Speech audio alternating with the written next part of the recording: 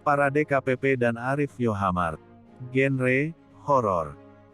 Judul, Goodbye. Penulis, Teddy Rinaldi. Bab 14. 1017 kata. Red termenung di tengah keheningan hutan. Lelaki berambut blonde itu menghela napas panjang dan merasa hidupnya sudah tak berarti.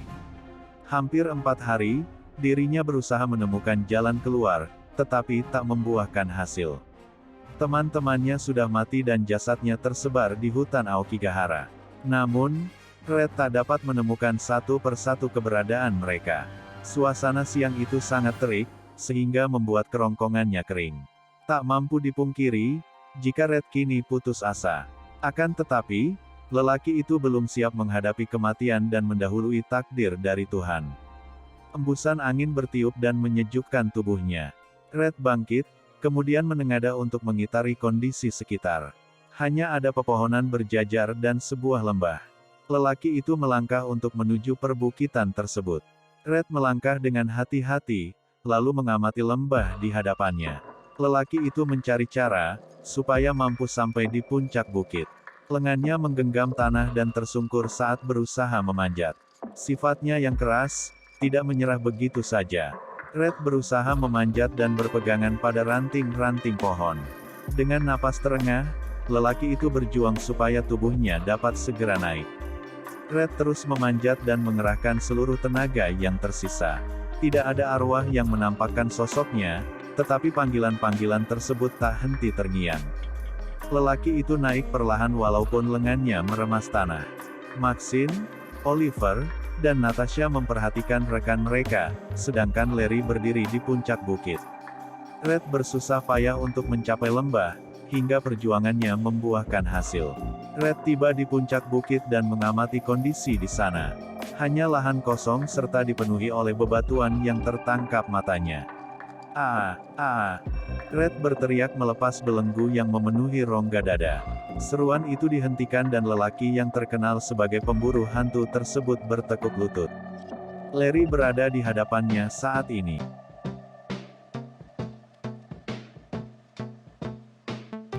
"There's no way out, Red," ucap Larry. "I know, Larry." Red merasa bahwa akal sehatnya telah lenyap, sebab berbincang dengan arwah.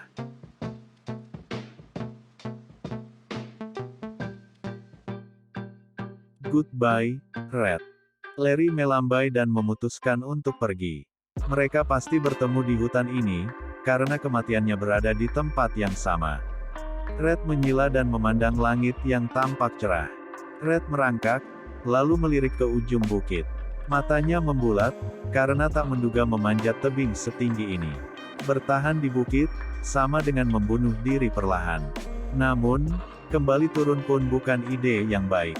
Red memutuskan naik bukit untuk melakukan suatu hal.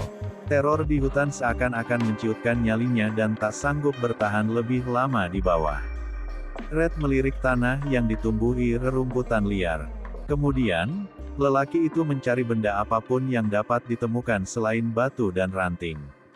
Pandangannya fokus saat meraba sesuatu yang tersentuh tangan. Matahari bersinar terik hingga membakar kulit.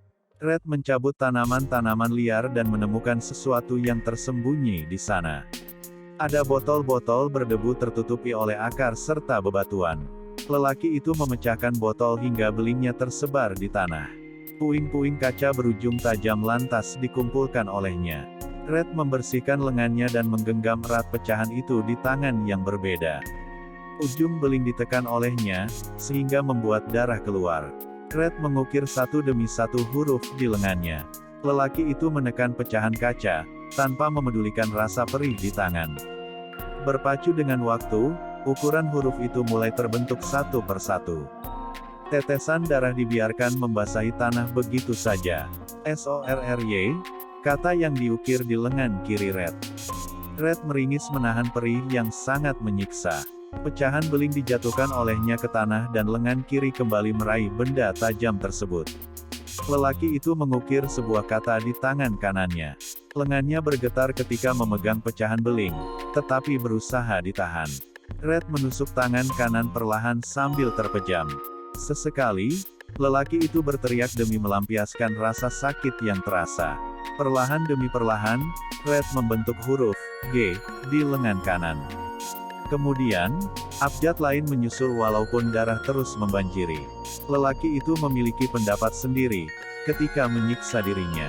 Semua dilakukan sebagai penebus kesalahan atas apa yang menimpa teman-temannya. Red yakin bahwa keempat orang tersebut menyaksikan kejadian ini. Lelaki itu tak henti mengukir huruf demi huruf di lengannya.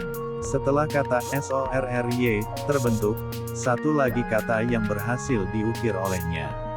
Meskipun cukup lama, karena harus mengambil jeda demi menahan pedihnya luka.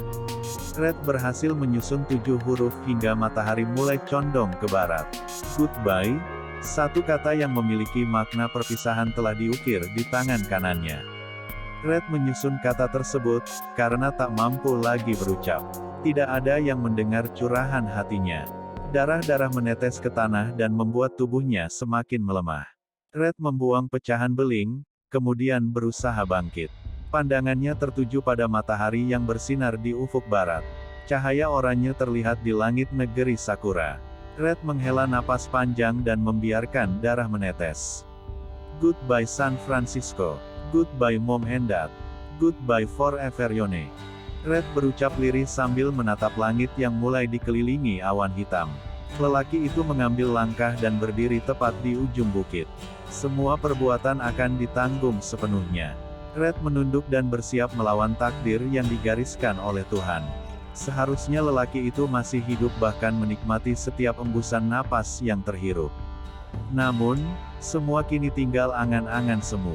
Matahari terbenam perlahan dan kegelapan kembali menyelimuti hutan Aokigahara. Red tidak ingin berada di tempat mengerikan ini bahkan untuk waktu yang lebih lama. Lelaki itu menghela napas panjang, kemudian melompat dari tebing. Tubuhnya jatuh seketika dan mendarat beberapa detik di tanah. Red merasakan tulang-tulangnya patah ketika menghantam bebatuan. Lelaki itu akhirnya terpejam hingga kematian menghampiri. Hutan Aokigahara kini telah dihuni oleh 5 orang pengunjung dari San Francisco. Mereka harus meregang nyawa dengan cara yang mengenaskan. Teror di tempat itu seakan-akan tak mampu dihadapi lagi. Keputusan untuk bunuh diri pun menjadi sebuah pilihan satu-satunya yang diambil oleh mereka. Putus asa, menyerah, takut, dan bingung dirasakan kelima orang itu walaupun tinggal beberapa hari di hutan. Jasad mereka terpisah dan tersebar di hutan Aokigahara. Red menjadi orang terakhir yang memutuskan untuk mengakhiri hidupnya. Jasadnya menganga diiringi luka-luka di sekujur tubuh. Tanda perpisahan pun sempat diukir olehnya sebelum meninggalkan dunia. Sori yang terukir di lengan kirinya adalah simbol permohonan maaf kepada kekasih dan rekan-rekannya. Goodbye yang tersusun di tangan kanannya merupakan isyarat jika dirinya akan pindah ke dunia lain. Sulitnya jalan keluar membuat mereka berputar-putar di hutan Aokigahara. Bersama warga-warga Jepang yang tewas di sana, kini mereka hadir sebagai penghuni baru. Mereka berharap jika ada sekelompok tim yang menemukan jasadnya. Walaupun harus memakan waktu lama, tetapi mereka ingin disemayamkan di tempat yang semestinya. Bandung, tanggal 8 April tahun 2021. Bersambung dulu ya, sahabat Arif Yohamar. Jangan lupa klik tombol like, komen dan subscribe. Terima kasih.